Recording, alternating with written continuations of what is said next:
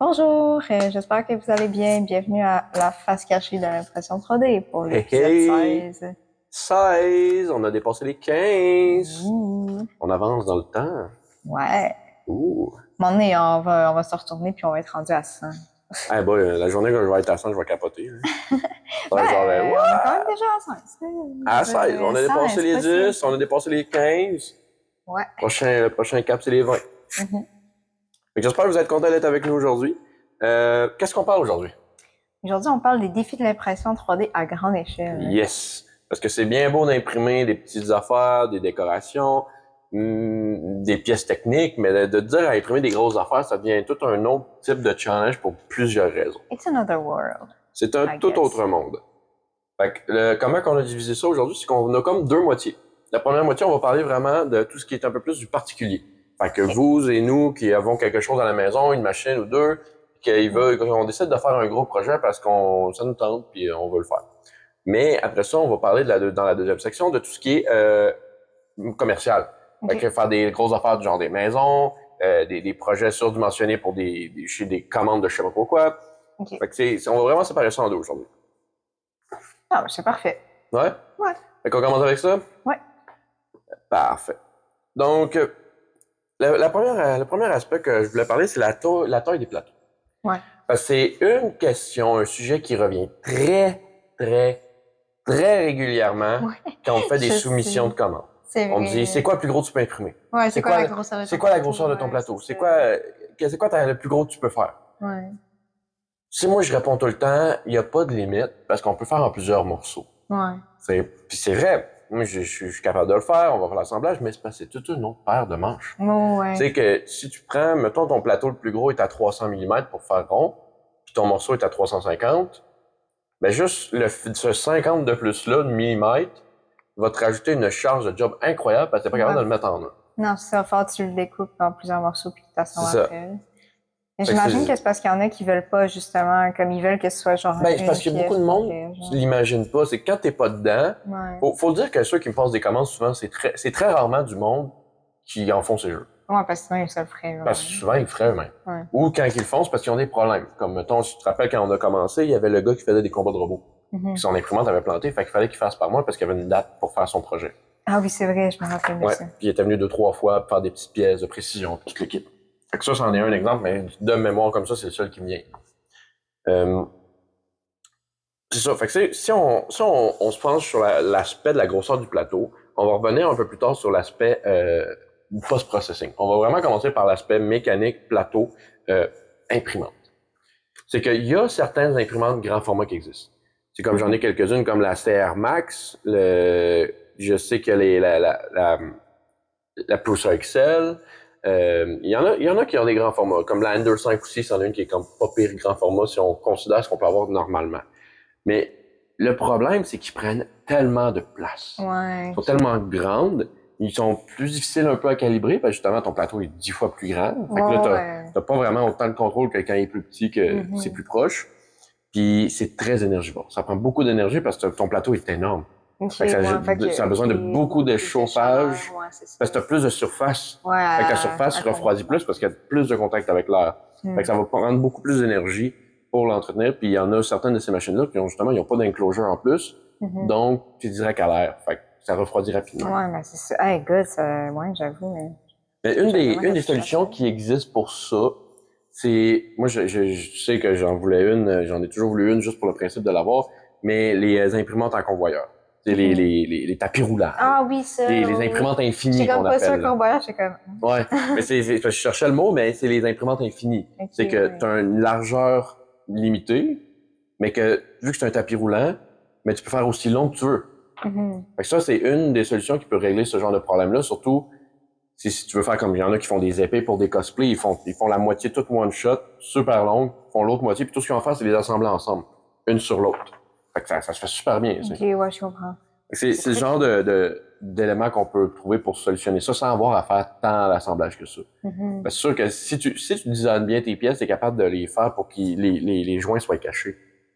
Fait que si tu fais bien ça, ben, tu fais tes deux morceaux, toc, colle ça ensemble, merci, c'est fini, même pas besoin de Ouais, c'est post-process. ça. Ok. Tandis que si tu aurais voulu faire ça avec, je sais pas, une bambou à 256 mm, Non seulement faut que tu la coupes en moitié, mais après ça, faut que tu coupes plein de morceaux dedans, puis tu réussisses à assembler ça, puis là, Sans que puis ça souvent, paraisse trop. sans que ça paraisse, mais souvent, ce que le monde font, c'est qu'ils font juste, coupe droite dedans, parce qu'ils sont pas capables de faire plus. Ouais. Fait que souvent, ils coupent ça directement dans le slicer pour dire, je chope ça là, puis merci, bonsoir.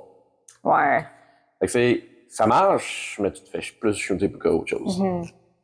Ouais, je sais, je t'ai vu souvent là, faire des pièces en plusieurs morceaux, puis ça rendait quoi pareil. Ben, te rappelles-tu de la figurine de 3 pieds? Oui. Ah, L'amérindienne. Je venais de commencer à faire des commandes. Ouais. Puis c'est ça que j'ai fait, c'est que j'étais arrivé. J'ai fait attention, j'y mettais quand même. Mais j'étais arrivé, je faisais juste un plain cut. Chop, chop, chop. Puis après ça, ben, il a fallu que j'assemble. Mais en les assemblant après ça, aussi, j'avais mis des pitons pour tout le kit pour qu'ils s'enlignent. Mais après ça, c'est les cracks. Les cracks qui devaient disparaître. Fait que là, j'étais tellement sablé. j'ai tellement sablé ça, mais pas juste pour les cracks, j'ai aussi sablé parce que j'ai rempli tout le reste. Ouais. Parce que ça allait être un moule, puis je voulais pas que les layer lines apparaissent dans le moule ça. au final pour le béton. Pour le béton aussi. Parce que là, t'aurais comme eu une pièce en béton avec des layer lines dedans. Ouais, Il a fallu que je remplisse tout le truc au complet, puis je connaissais pas vraiment mes méthodes de post-process à ce moment-là. Fait que j'ai juste sacré du wood filler partout. J'en ai mis partout, OK? Ouais. Fait qu'à la place de sabler épais en premier, j'ai juste fait, je remplis les trous. Fait que ça a été n'importe quoi à sabler puis à faire. Oui, je sais, je me rappelle. Il y avait tellement de... Ouais. Ah, puis en plus, j'avais fait ça en dedans. Oui, je sais. Je commençais, je pensais pas à ça. Oui, il y avait la non. Je pense qu'il y en a encore pour vrai. Ah, ça se peut qu'il y en ait encore dans des coins ou des choses comme ça. C'est fou. Justement, en parlant de post-process, c'est une des étapes qui peut prendre le plus de temps. Le monde pense pas à ça. Ils se disent, tu prends un peu de filament, tu mets ça dans une machine, tu l'as fait découper, elle fait le travail tout seul. Mais s'il faut que tu fasses du post-process, là, des fois, c'est 2 fois, peut-être 3 fois le temps de l'impression que tu as à faire. J'ai même un exemple ici. Il y a le lissage d'une statue de 1 mètre en PLA. Si tu le ponces manuellement, c'est 20 heures que ça l'a pris. Il y a ça, c'est une machine de sablage qui peut aider des fois à faire avancer ça. Pendant 20 heures. On s'entend, 1 mètre en PLA, ponçage manuel, c'est 20 heures. Ah, c'est long. Pour 1 mètre. Bon, je suis pas capable de convertir en pieds. Mais non, mais parce qu'en plus, c'est le nombre de passages qu'il faut que tu fasses. Ben, tu peux pas juste dire, OK, je suis passé dessus, merci, c'est fini. Non, il faut que tu passes plusieurs fois à la même place, sans laisser de creux, mais tu passes de gros grains jusqu'au plus fin pour enlever le plus gros, et après ça, venir simplifier, puis simplifier, puis simplifier. T'as intérêt à mettre bien la musique ou des vidéos à écouter. Ouais, mais c'est de la grosse job. Ah ouais? Mais c'est pour ça, ça prend du temps. Oui. Et c'est ça que le monde souvent sous-estime, c'est qu'ils se disent, ah, je pensais que tout allait être parfait aussitôt en sortant. Ouais, non, c'est ça. Puis on parle même pas de calibration. Ouais, c'est ça. Mais c'est ça, fait que tu viens pour arriver pour cacher des lignes, cacher ci, là, tu viens lisser ton total. Ça fait la grosse job. Puis là, après ça, on parle même pas de peinture, on parle juste de l'assemblage. Non, c'est après ça que tu veux le peinturer, ben c'est encore plus de temps. Oui, je sais. Plus de fois, il y a détails. souvent des gens qui sont comme surpris de tout le temps que ça peut prendre. C'est aussi long que ça peut être comme j'ai vu, tu sais, justement, je te disais qu'aujourd'hui, je faisais le nettoyage de mes photos, de mes captures d'écran sur mon sel. Puis il y a un capture d'écran que j'avais fait, c'était quelqu'un qui avait posté sur un des groupes ici à Québec de 3D Print. Puis il disait, est-ce qu'il y a quelqu'un à Québec qui a des prix raisonnables, qui est pas ridiculement cher? Puis t'avais dans les commentaires en dessous quelqu'un qui disait, ben va faire si tu savais le temps que ça prendrait à faire, tu te rendais compte que souvent le monde c'est pas si cher que ça. Ouais. C'est ça, c'est que le monde, ils réalisent pas tout ce qu'il y a en arrière. Eux autres, ils passent une commande, ils ont la pièce. Ils voient pas le behind the scene. C'est ça. Eux autres, comme je te disais, le monde, ils disent, mets ça dans la machine, press print, ça marche. Ouais, comme non, faut faire le modèle, faut préparer la découpe, faut préparer l'assemblage.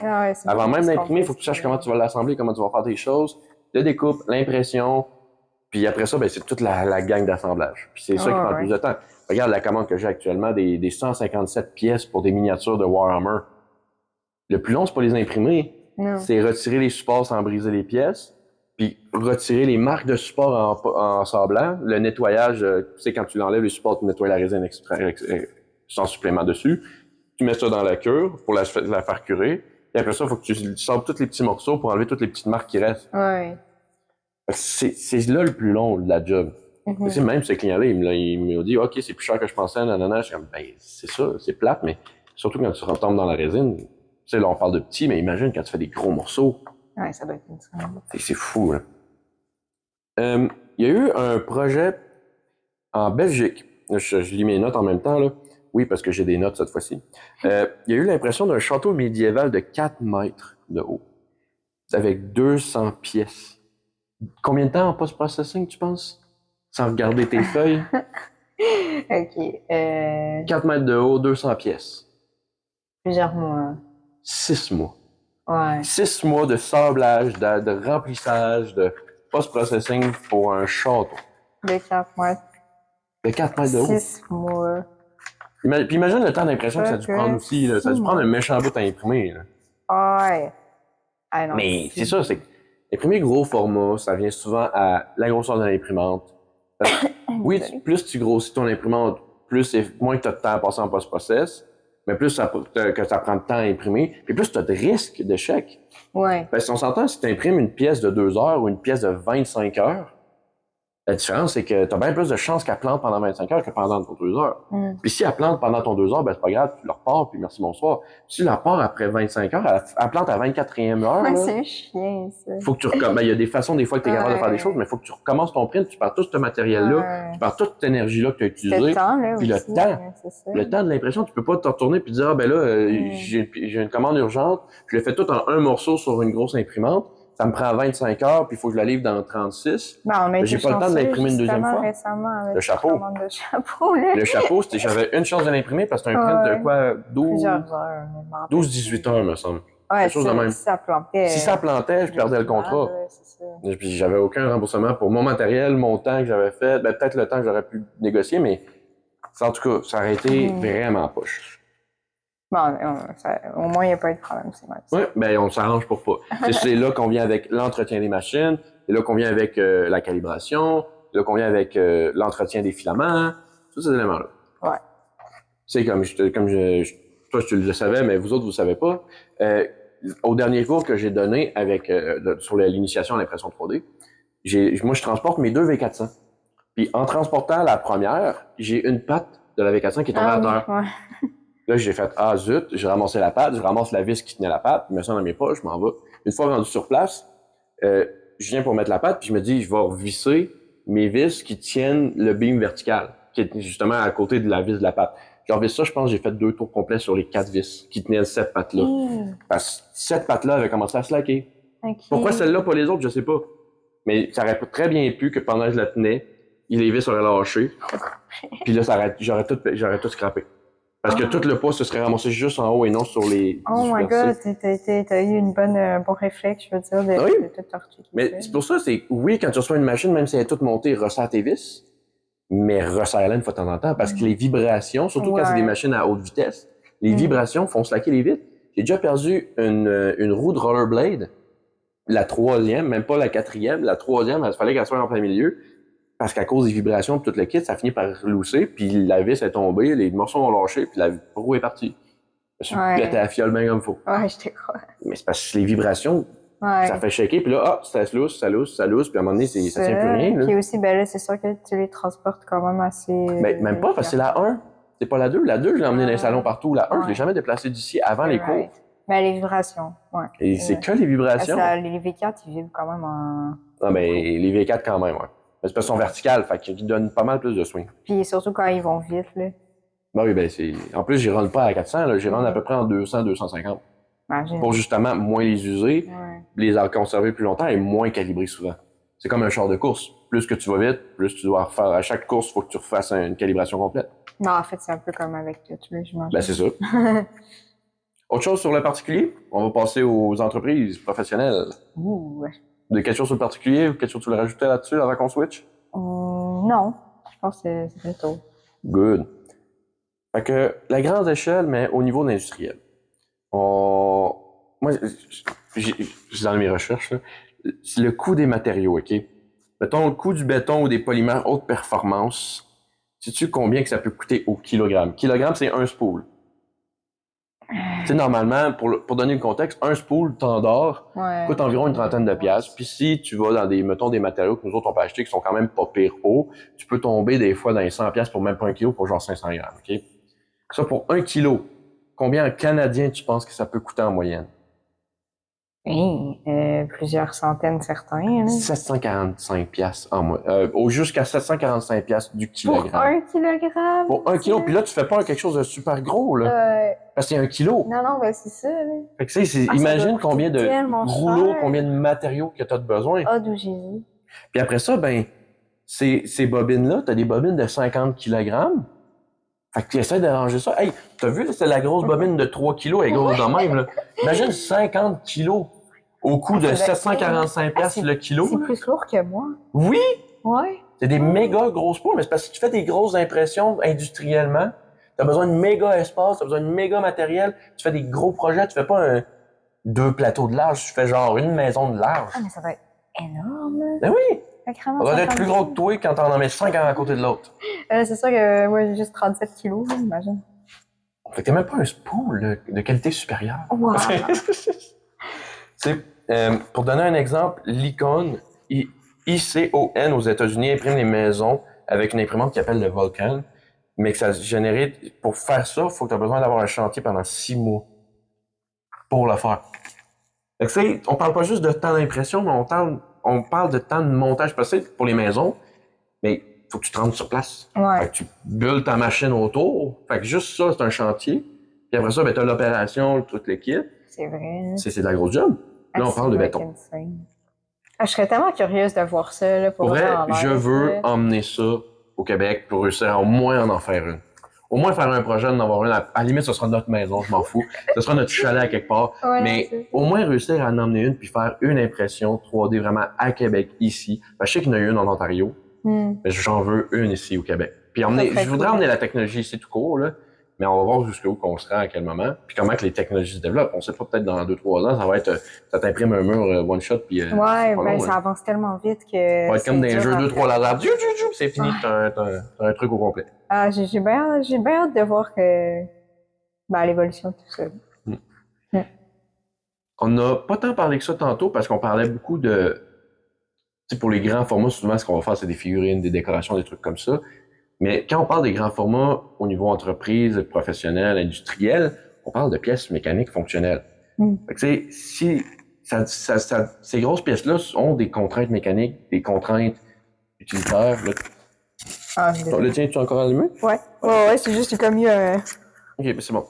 On vérifie nos micros parce qu'on sait pas quand est-ce qu'ils vont nous lâcher. Ouais. Oui, ça. Fait que les pièces métalliques XXL, comme ils appellent, là, méga gros, ben, ils ont des déformations thermiques. C'est que tu peux pas savoir. Ouais. Fait que, à cause des chaleurs, à cause des contraintes mécaniques aussi, c'est si, mettons, les pièces de turbine, comme ils disent, ils tournent, mais parce que on a beau imprimer 3D en métal, ça n'aura jamais la même force qu'une pièce forgée en métal. Ça, c'est sûr. Pour le même principe que pour le plastique, c'est que c'est des layers séparés. Fait que la technologie permet pas actuellement d'avoir une force supérieure ou égale à les méthodes traditionnelles. Ouais, je comprends. Fait que c'est à penser. Mais c'est ça, fait que c'est si tu fais mettons, je pense aux éoliennes. Mettons, tu fais une pale d'éolienne au complet en 3D, mais la force que là-dessus, l'échafaud, le porte-à-faux, je me rappelle pas comment, là, mais ça s'appelle. Mais si t'es attaché à un point, là, c'est comme suspendu dans le vide, le reste, un peu comme un plongeon de piscine, là. Mais la force que là-dessus, il faut que ça maintienne tout ça, là. Puis là, après ça, tu as la force du vent qui vient te faire spinner. Hey, imagines-tu le nombre de forces? Non, ouais. Fait qu'il faut que ça tienne ça. Et plus tu grossis, plus que il y a de la force dessus. Non, c'est sûr. Puis quand on arrive dans les techniques, ben, au niveau des normes, mettons pour les normes pour les pièces automobiles ou médicales, ben, c'est 30% du budget. Fait que quand tu dis j'ai 100$ pour faire un projet, ce sera jamais 100$ dans le professionnel, là, mais mettons j'ai 100$ pour faire un projet, ben 30%, ça va juste être pour avoir les certifications. 30$ pour les certifications, ce qui te laisse avec 70$, qui est déjà beaucoup moins. C'est plus que le quart du coût, là. Effectivement. C'est tout ça, c'est que ça devient compliqué assez rapidement. Puis vu qu'on est encore relativement nouveau dans ce domaine-là, il n'y a pas de méthode, il n'y a pas tant d'experts que ça, il y a plein de petits problèmes qui sont pas nécessairement encore vus, connus, probablement dans le partie industrielle un peu plus, mais il y a encore plein de choses qui sont pas mises sur pied, comme dans l'industrie de construction, il y a des normes, des trucs de construction. Mais là, tu arrives avec toute une affaire qui est carrément, qui peut pas être englobée par ces lois puis ces normes-là. Fait que là, il faut que tu trouves quelque chose. En tout cas, fait que ça, c'est de la grosse job. Là. Particulier, comment même. Une grosse partie de cet aspect-là, ça va se trouver au niveau de la rentabilité. On se cachera pas, on est très guidé par l'argent. Fait qu'il faut que ça rende du cash. Fait que là, j'ai une bonne grande liste de cas que j'ai trouvés. Fait qu'on va passer à travers, puis on va regarder ce que ça dit, OK? OK. L'industrie automobile. Ford ont fait des pièces imprimées en 3D. Fait que Ford a investi dans l'impression 3D pour faire des pièces de moteur à grande échelle. C'est-à-dire des grandes pièces de moteur, plusieurs. Les blocs moteurs, ils voulaient l'imprimer en une seule pièce pour réduire le poids de 40%. OK. Le défi de la rentabilité, c'est le coût initial de 400 000 $ pour une imprimante industrielle. Le temps d'impression prenait 5 jours pour un seul bloc moteur. 5 jours! Fait que ça, on parle pas de 5 heures pour en faire un, on parle de 5 jours pour un. Faut que ça plante, hein? Mais faut pas que ça plante non plus, faut pas qu'il y ait de défauts, faut pas que, en tout cas. Puis la rentabilité, elle a été atteinte après 3 ans. Fait que ça a été long avant que ça soit rentable. Puis c'est juste parce que ça a été des modèles haut de gamme qui ont fait. Fait que ça, c'est des modèles haut de gamme, ils ont pu monter le prix plus pour justement être plus rentable. Fait que ça a coûté plus cher à faire, mais ça peut être plus difficile. Puis c'est que j'ai mis en note, l'innovation apporte des avantages techniques, mais la rentabilité à court terme est un défi. C'est très difficile d'avoir une rentabilité court terme parce qu'il faut que tu investisses dans les machines de base, déjà ça en partant. Puis après ça, il faut que tu ailles l'amortissement de ce coût-là sur longtemps, vu que c'est des gros coûts. Oui, ben juste si tu dis une machine 450 000, c'est 400 000. 400 000. Je change pas mes chiffres. En tout cas, je veux dire, c'est pas rien. Non, mais t'as pas ça sur le coin de table. C'est le prix d'une maison, là. C'est ça. Comme je te disais, j'en checkais quelques-unes tantôt, là. Puis c'est le prix d'une maison, là. Ouais. Tu sais, 300, 400, 500 000, c'est le prix d'une maison. Fait que t'as ça, puis ça fait des morceaux. C'est fou. 5 jours pour une pièce. Wow. Aérospatial. General Electric, ils ont imprimé des buses de carburant pour le moteur LEAP. Oui. Un moteur pour leur chose. Le but, c'était de réduction du nombre de pièces de 20 à une seule pour améliorer l'efficacité de 15%. Fait qu'à place d'avoir 20 pièces, ils en ont une, one shot. OK. Là, on a un autre type d'investissement. Investissement initial de 50 millions en recherche et développement et en équipement. What? 50 millions. Là, c'est juste des recherches puis des thèmes. Là. Ils ont réussi à faire des économies de 3 millions par moteur à un coût de carburant sur la durée de vie. OK. Un coût de carburant sur la durée de vie. Ouais, c'est ça. Puis, le moment qu'ils ont arrivé à leur rentabilité, après la production de 17 moteurs. Fait que ça a quand même été pas si pire. Ça a été quand même à long terme, mais 17 moteurs, je trouve que c'est quand même pas si pire. Surtout que, bon, on sait pas, j'ai pas trouvé combien de temps ça prenait à en faire un. Ouais. Mais, ouais, mais ça reste que, à la place d'avoir fait 20 modèles à faire, 20 affaires différentes, après ça, faire l'assemblage, là, tu as besoin de matière, de vis, de ces affaires-là. Là, on s'entend que c'est pas des vis que tu trouves au Canac qui vont là-dedans, là. Puis quand on dit R&D, recherche et développement, là, c'est qu'ici, il n'y avait rien. Là. Ils ont développé leurs choses eux-mêmes pour faire leurs pièces, puis faire leurs modèles. Puis c'est fou. Mais je le prendrais. 50 millions, je le prendrais. Je pense que n'importe qui le prendrait. Puis c'est un investissement à long terme. C'est un succès à long terme, mais c'est un investissement tellement énorme au début sur quelque chose que tu n'as aucune idée si ça va marcher. Non, c'est fou, hein. Moi, c'est vrai. C'est comme... Ah. Mais c'est fascinant pour vrai. Ouais. Construction, on en a parlé un peu tantôt, mais j'ai un cas, Icon, maison imprimée en 3D en 24 heures. Fait que tu sais, t'as une maison en 24. Ça, c'est quand même assez cool. C'est-à-dire que tu es capable d'avoir ça 24 heures, même tu l'as. Tu commandes ta maison, j'imagine, genre les gros catalogues. Genre, ouais, moi, j'ai cette maison-là, tu moi, je le vois. de ta maison, quoi. Ah ouais, ça te prend la place d'avoir des chantiers de 3-4 mois, puis tout le kit, ben, tu peux y arriver, tu cédules ta date, il arrive, il monte ça, pour 24 heures, toute ta maison. Mais moi, qu'est-ce que je comprends pas là-dedans, c'est genre, tout l'aspect, genre, tu sais, oui, genre, ta fondation, là, avec le 3D, mais tout le reste, tout ce qui est comme, je veux comment... Isolation. Ouais, isolation. Parce que souvent, ce qui arrive, c'est que ça a été développé plus dans des pays qui n'ont pas besoin ils n'ont pas l'hiver. Okay. Nous autres, notre gros défi, c'est l'hiver. Ouais. Parce qu'il faut de l'isolation, il faut ci, il faut ça, non. Mais il y a des pays qui ont juste un frame en béton, puis ils sont bien heureux, là. Ça marche parce qu'il fait beau, puis ils ont des fenêtres partout. Fait que ça marche. Ouais, j'avoue. Le coût. Tous les autres aspects de plomberie puis d'électrification. Ouais, ben, t'as tout le temps ça, mais ça, je veux dire, c'est le même principe. Ça arrive par en dessous, tu plugues ton tuyau, tu mets ton évier dans le trou qui est prévu, tu te fais tes comptoirs, tes affaires. Ça, c'est vraiment le frame. Là. Coût initial, l'imprimante Vulcan 2, 250 000. Mais ça, dans un sens, c'est pas le consommateur qui aura le payer. Ça serait dans le prix, évidemment, parce que s'il faut qu'il le rembourse à quelque part. Mais 250 000 pour la compagnie qui veut le faire, mettons les constructeurs qui investiraient là-dedans, puis le kit. Puis le matériau par maison, c'est 10 000. C'est pas si pire. 10 000 pour matériel maison, là, pour la construction complète, c'est quand même vachement pas pire. Non, c'est ça. Là, évidemment, on parle pas de meubles, rien, mais... Non, ouais, non, mais... C'est fou, là. C'est comme... c'est beaucoup plus bas que j'aurais pu... Prix de vente d'une maison? 50 000. Tantôt, on parlait de maison à 300, 450 000 aujourd'hui, là. 50 000 le prix d'une maison avec ça. La marge brute, 40 %. Normalement, quand tu veux avoir acheter une maison, tu as besoin d'avoir un 20 %. C'est que tu vas payer. Là, c'est 40 %. Okay. Mais, limité au marché spécifique, comme logement d'urgence, zone à faible coût. Et tu peux pas faire ça n'importe où, n'importe comment. Puis justement, on n'est pas capable encore de l'adapter partout, surtout pas ici au Québec avec nos hivers. Fait que moi, de ma tête qui connaît absolument rien en construction, moi je me dis que tu l'imprimes, tu fais ton impression pour que justement tu aies une épaisseur avec un trou à l'intérieur, puis tu mettes ton isolation là-dedans. Mais est-ce que ça peut marcher aussi facilement que ça? Je penserais pas.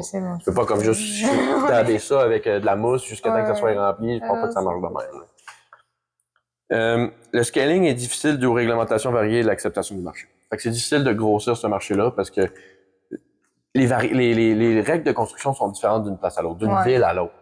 C'est même ici, à Québec, tu changes de ville, les règlements peuvent être différents. C'est fou. Puis le marché, est-ce qu'ils vont accepter ça? On est habitué d'avoir des maisons que c'est beau avec des murs lisses, des affaires de même. Là, tu te ramasses avec des layer lines. Moi, j'ai vu des vidéos, puis pour vrai, moi, je trouvais que ça donnait vraiment un style. Je sais que c'est vraiment pas pour tout le monde. Il y a du monde qui vont trouver ça affreux. Mais moi, pour vrai, avoir les espèces de layer line, mais c'est pas des petits layer lines, c'est des genre un chunk là, de layer line. Là. Mais moi, je trouvais que ça donnait vraiment un style. Tu te promènes, t'as comme toutes les lignes horizontales partout dans la maison. C'était quand même cool. Mais je pense qu'il y a aussi une possibilité de dire que tu peux remettre autre chose par-dessus. Tu es peut-être capable d'arriver puis de dire mettre une couche de peinture où je vais arriver puis je vais mettre, je sais pas, le papier peint ou whatever. Mais malgré le papier peint, tu vas percer les planches. En tout cas, je suis sûr qu'il y aurait de quoi qui serait possible de faire. Puis surtout que les layer lines vont avoir des paramètres spécifiques. Je veux dire, dans ton impression, on va être, je sais pas, mettons 1 pouce de haut.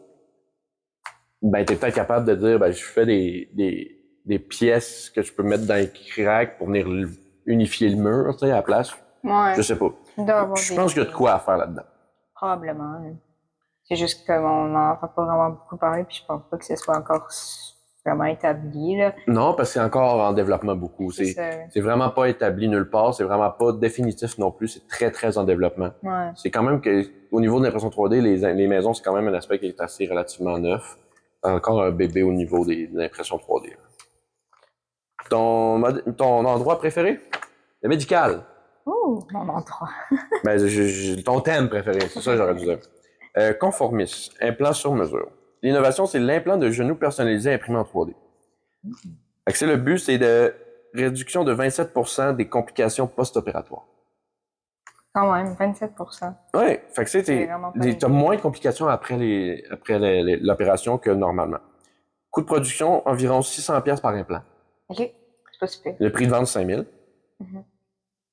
Oh, il y a vraiment un gros gap au niveau du truc. Hein? C'est ça que je suis en train de regarder. Je suis comme ça coûte 600 à produire si tu le vends à 5 000. Je suis toujours pas là à faire des prix encore comme ça. Mais remboursement limité par les assurances freinant l'adoption massive. Fait que tu sais, vu que les assurances sont pas encore là-dedans, parce que les assurances vont pas dire, ils vont pas couvrir quelque chose qui a pas été prouvé depuis longtemps parce qu'ils savent pas justement si dans 5-6 ans tu vas avoir des problèmes. Puis tout le monde qui ont des assurances avec eux autres vont avoir remboursé. Fait que on s'entend, le but des assurances, c'est de pogner ton cash puis jamais le redonner. Non, mais c'est vrai. Je sais. C'est le principe de base, c'est ça. Mais, fait que vu que les assurances le couvrent pas, ben le monde sont un peu frileux de dire, ben je vais le payer tout de ma poche, puis je vais aller faire cette opération-là. Et encore eux-mêmes ont des questionnements sur ces nouvelles technologies-là, ces nouvelles affaires. Non, c'est ça, c'est comme pas encore assez établi, il n'y a pas encore assez d'études ben, il n'y a pas eu assez de cobayes encore, c'est plate à dire, là. Mais c'est comme, moi je dis souvent, j'achèterais pas, mettons, tu sais, je n'ai vu pas mal, mais des voitures de l'année, parce qu'à chaque fois qu'il y a une nouvelle voiture qui sort, 1 ou 2 ans après, ben, il y en a la moitié qui sont... Il y a plein de rappels parce qu'on n'est plus capable... Puis ça, c'est la même chose dans les jeux vidéo, là. Ça, c'est vraiment moi qui va ranter là-dessus, là, mais on n'est plus capable de faire un produit fini. On n'est plus capable.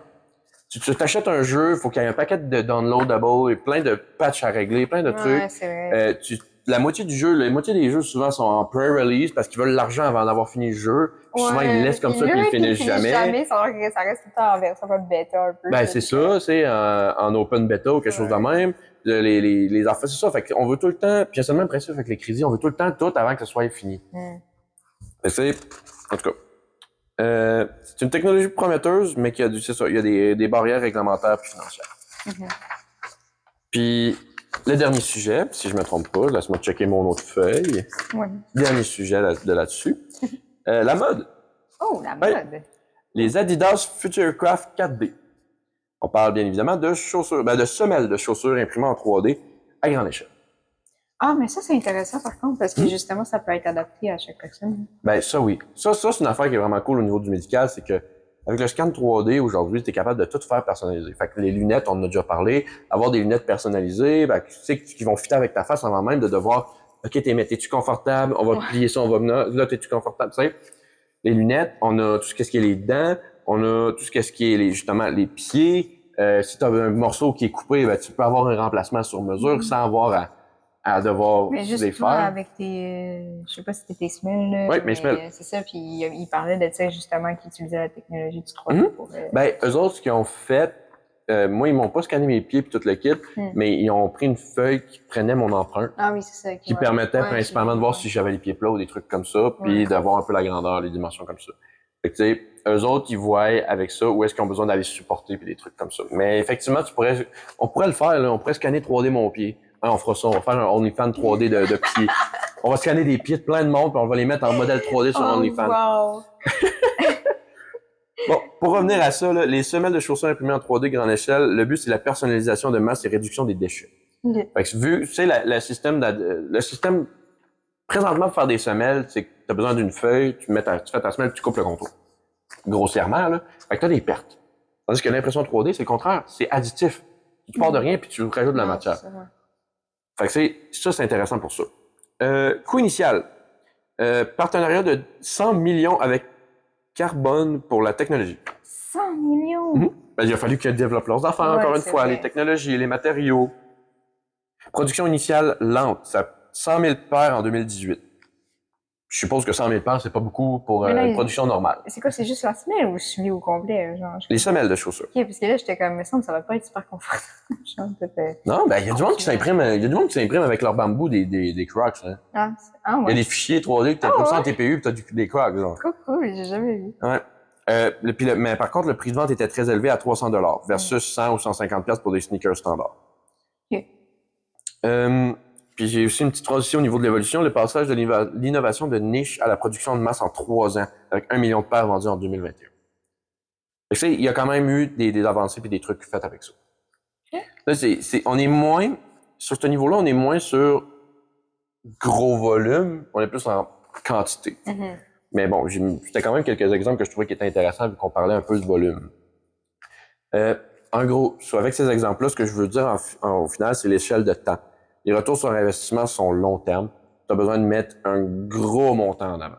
Ouais, ben ça, c'est sûr. Souvent, tu commences comme de rien, un peu. Ben, tu commences pas de rien. Tu commences avec 150 millions de dépenses. Ouais. Tu sais pas si ça va marcher, si ça va se vendre, si ça va fonctionner. Marché cible, certaines des innovations sont très spécifiques, sont très nichées. C'est comme Nike avec leurs souliers. C'est du monde qui achète Nike à 300$. Pour une semelle. Pas la semelle, mais c'est le soulier, là, mais c'est quand même. Des trucs comme ça. Les réglementations. Réglementation, c'est que chaque place ont des réglementations différentes, ça devient difficile. Puis l'acceptation. Ça, l'acceptation du marché. Ouais, mais c'est très nouveau, fait que des fois, on est frileux. Ben, c'est ça.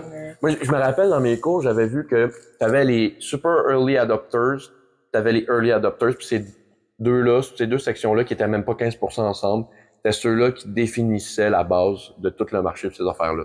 Puis une fois qu'ils dépassaient ça, là, tu tombais dans la masse. Fait que là, plein de monde commençait à l'avoir essayé. Puis souvent, la masse, c'est le monde qui disent « Ah ben là, OK, il y a du monde qui l'essaye. OK, ils ont l'air de l'avoir bien essayé. Bon, je vais l'essayer maintenant. » OK, je comprends. OK. Fait que t'as du monde qui sont comme « Moi, je me mets le pied. C'est la première innovation. Je m'en fous.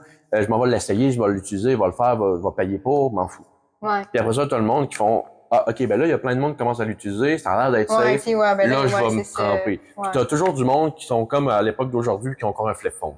Ouais. Qui sont comme, non, moi, je reste dans la vieille technologie, Non, puis le seul moment que j'évolue, c'est parce que mon vieux flip phone, je peux pas le réparer, puis je peux pas me l'acheter un autre. Je veux pas essayer. Mais il y en a, c'est important de comprendre ça, puis c'est vraiment une courbe, parce que le début de la courbe est très mince, ça monte pour la masse, qui est quelque chose comme 80% de la population, puis après ça redescend pour les têtus. Ouais, les têtus. Mais oui, mais c'est vrai, c'est vrai. Ouais. Puis il y a des coûts cachés. Ouais. Fait que post-traitement, certification, formation, c'est très sous-estimé au niveau de quand tu fais ces affaires-là. Fait que, clé du succès, quand on veut faire du gros format, en tout cas, des grandes quantités, approche progressive. Ouais. Y aller tranquillement pas. Je voulais comparer un peu quelques chiffres avant de terminer. C'est vraiment le dernier point. Après ça, on vous laisse aller à vos affaires. Le coût moyen entre les particuliers et le professionnel. Pour les particuliers, on a à peu près entre 500 et 2000 euros. Okay. Mais je pense qu'on peut quand même dire que c'est à peu près entre 500 et 2500 canadiens. Là. Je pense que d'habitude, on peut se tourner autour de ça facilement pour des imprimantes. Au professionnel, c'est entre 50 000 et 1 million d'euros pour l'équipement. Okay. Le temps de production, on peut souvent parler, pour une statue de 1 mètre, on peut parler d'une semaine pour un particulier. Pour les projets industriels, on parle de 3 à 12 mois. Fait c'est gros, c'est long, c'est compliqué, t'sais. Puis c'est le genre d'affaire que tu veux pas dire, ah, je me suis trompé, j'ai oublié de faire ci dans mon truc. Non, tu veux pas, là. Non, tu vérifies 58 fois, puis t'as 50 000 personnes qui ont vérifié ton fichier avant de le faire. Ah, c'est clair. Les échecs courants pour le particulier, c'est le délaminage et les fissures, c'est-à-dire les layer shift. OK. Ou, non, le délaminage, c'est que dans le sens des layers, ils vont se décoller. OK, oui, je comprends, ouais. Puis les fissures, c'est que il y a des cracks, des trucs comme ça. Au niveau du professionnel, c'est la porosité des résidus de poudre. Les résidus de poudre. Parce que si on pense à la SLS, c'est fait avec la poudre, tu peux avoir des résidus, des trucs comme ça, un peu comme la résine. Des fois, tu peux avoir de la résine non curée qui reste dessus. Là, la cure, ça peut créer des problèmes, ça peut creuser. Okay. Fait que ça fait le tour de ce qu'on avait à parler aujourd'hui. Ben, c'est intéressant pour vrai, moi j'ai appris plein d'affaires. C'est un peu plus moi qui ai parlé ce coup-ci. Ouais, mais mais t'avais juste à être là. Non, mais j'apprends, mais j'aime ça t'écouter. J'écoute en même temps. J'écoute en même temps que vous, en fait. Ah, c'est ça, tu devrais aller de l'autre côté de la caméra, je devrais parler tout seul. Ouais. Non, vraiment plus le fun de parler avec toi. OK. C'est ça. Excuse, parce que je suis en train de lire ma section conclusion là, pour être totalement full professionnel. Ouais, non, c'est ça. Mais c'est ça. Fait que bref, on a parlé des affaires en grand format. Puis ça reste compliqué parce que justement, la post-process, tous ces éléments-là. Ouais. Mais c'est des beaux projets, mais c'est des projets que tu peux pas faire en urgence. Non. C'est pas le genre d'affaire que tu peux arriver puis faire écoute, il me fallait ça hier, puis tu me fais ça genre dans la semaine qui vient, puis t'es comme yo, ça va me prendre 2 mois à sabler. Comme ça, genre demain matin, là, puis il est genre 8h, 9h du soir la veille, t'es comme. Mais non, c'est ça. C'est des affaires que ça te prend genre 2-3 jours à printer, chaque pièce, puis après ça, il faut que tu les assembles toutes, ça devient compliqué. Ouais. Fait que on vous souhaite un bon restant de soirée si vous l'écoutez le soir, sinon bon matin si vous l'écoutez le matin. Puis bonne douche si vous l'écoutez dans la douche. Parce que Guillaume, il écoute dans la douche, il me l'a dit. Oui, Guillaume, il m'écrit puis il me dit « Ouais, j'ai mis ton podcast pendant que je prends ma douche le matin. » Genre, j'étais comme « Ok, cool. » Là, le pire, c'est qu'ils écoutent, je sais qu'ils écoutent. Fait que là, il va l'écouter. Là, je suis sûr qu'il va le mettre en commentaire. Guillaume, dis-moi en commentaire si tu l'as écouté dans ta douche un matin ou pas. Sinon, vous pouvez toujours, vous savez, on a toujours nos cours d'impression 3D qui ont commencé. Fait que c'est toujours la chance de nous écrire si vous êtes intéressés. Puis un petit teaser sur l'épisode prochain. Maintenant qu'on commence vraiment à les prévoir plus à l'avance, je suis capable de vous dire c'est quoi le prochain épisode. Le prochain épisode, on parle de quoi? De bioimpression. Je pensais que tu l'aurais oublié. Ouais, moi aussi, pendant genre 0,5 secondes, je suis comme ça. Fait que tout ce qui va être au niveau de la bioimpression, c'est-à-dire les tissus, ces éléments-là. Fait que ça, là, ça va être plus ton domaine. C'est plus toi qui vas être intéressé par ça. Fait que, on se dit à la semaine prochaine. N'oubliez pas, ça sort les lundis 5h. Et c'est YouTube et Spotify. C'est vrai, Spotify. Oui, c'est sorti. Parfait. Good. Fait qu'on se voit la semaine prochaine. À la semaine prochaine. Bye bye. Bye.